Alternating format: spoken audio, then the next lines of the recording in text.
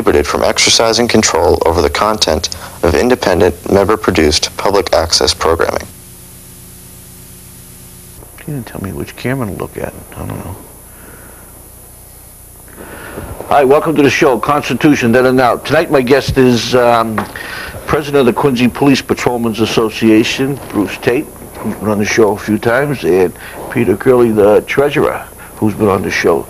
So we're going to just do what we have to do, and we'll come right back and we'll talk about maybe a little bit about the election and some of the stuff that's happened since, maybe talk about a little what happened before then too.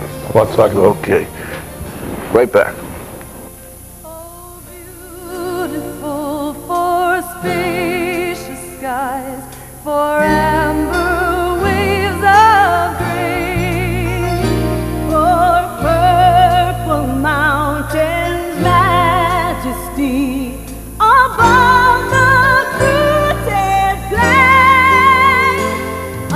America, America, God shed His face on thee, and crown thy good with brotherhood from sea to shining sea. All righty, let's get going here. Well, thanks for coming in. Nice having us. So let's get a little bit of an update on what's been going on. The election, are you happy with the outcome of the election? Couldn't be happier. Yeah, I'm not a very religious person, but I said a prayer that night for everything that happened. It did, thank God. Yeah, I think Tommy Koch's going to do a good job, I think. Yeah, we have a lot of faith in him. Yeah, I think you'll have someone you'll be able to talk to. That's a big thing, is that just having that alone, even if nothing else, at least we can have somebody that's going to listen to us and respect us, which is huge. Let me ask you something that, and it's the last time I saw you was in the Brockton court.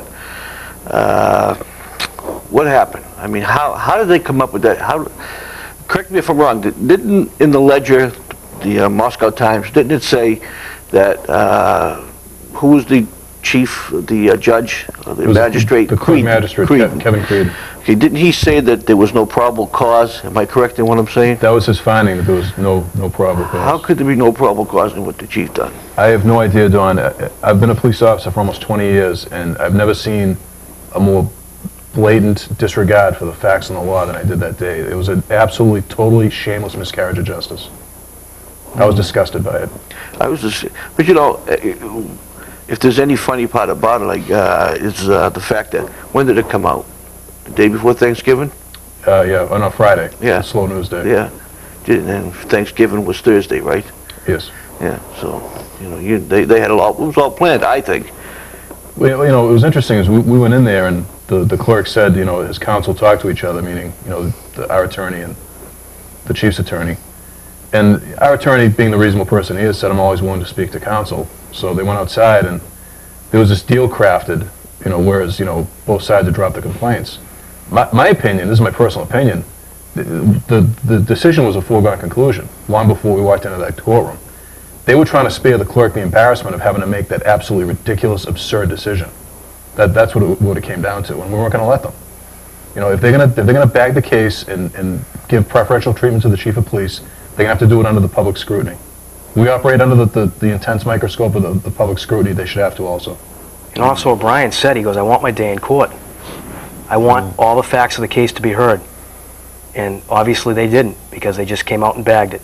You know, and as relieved as he was that, you know, it was his criminal charge was dismissed, which it should have been. He was, as Peter said, he wanted to go into court. He wanted an open hearing, and as you know, the public wasn't allowed into the hearing room because you were there. I was there. He wanted an open court. He wanted the facts presented in public, and he wanted the people to see what was done to him, how he was set up, and how the chief broke the law. Are you able to talk about what went on in there? Now that it's adjudicated, yes. Okay, it isn't going any farther. I mean, you're not appealing it or anything. No, I mean, you know, as we know, as I know now, because the chief did it with Officer Kays with the phony drunk driving. You can appeal a clerk's decision, but as much as I vehemently disagree with the decision, and I think it was a bag job in my opinion, I'm gonna abide by it. I'm not gonna pull little sneaky deals like the chief did. What exactly was said in there then? Seeing as though if you can talk about it, if you can remember. Yeah, I mean, because obviously none of our prosecutors wanted to touch it with a 10-foot pole, so I acted as the de facto prosecutor. And I laid it out. I showed the clerk the law. I had a copy of the city ordinance that says that the chief is in control of the department property, meaning the vehicles. It's clear cut. I mean, it couldn't have been any plainer. Like, because of this decision, the legislature might as well vote Chapter 90, Section 12 off the books. Because if it didn't apply in that case, it shouldn't apply to anybody. So is he now, let's just say, for instance, it happens to me. With this decision, can I have my lawyer say, well, look at what was done here. I should get the same rights, the same decision. I would use it if I was you. I mean, Even though it's not a judge, it's a magistrate. Right. It's still precedent. Well, it's not legally binding, but obviously it could be used. Let's say, for instance, and your son came to visit you, and you knew he didn't have a license, and you let him drive your car anyway. Mm-hmm. You'd get it stuck to you under that law. But because Bob Crowley is the chief of police, and he was in bed with Mayor Phelan, I'm sure some phone calls were made from Quincy down to Brockton, and they just bagged it. Your attorney certainly could cite that case. Yeah. In his defense, in your defense, I mean, and they're going to have a hard time now because I'm sure there's attorneys, the Lawyers Weekly or the different law journals that they all read and subscribe to. I would think that case is going to be in there in one form or another. I'm sure will be. I'm sure my friend there, a friend that I see So every Friday, his congratulations, attorney will be showing it to me. To Mr. Creedon down in Brockton. And I don't think he realizes how dangerous of a precedent he set, not legally, but with the chief. Because, the chief always thought that the law didn't apply to him before. Now he knows it doesn't. He is literally above the law. I mean, it said if that crime did not apply to him, it shouldn't apply to anybody. And the public should be outraged, because one thing I've learned is the public doesn't like preferential treatment for political big shots. And that's exactly what this case was. It's disgusting. So that's basically over and done with then. As far as we're concerned, I'm not going to do what the chief did and try to, not that I have any favors with the DA, but I'm not going to appeal it.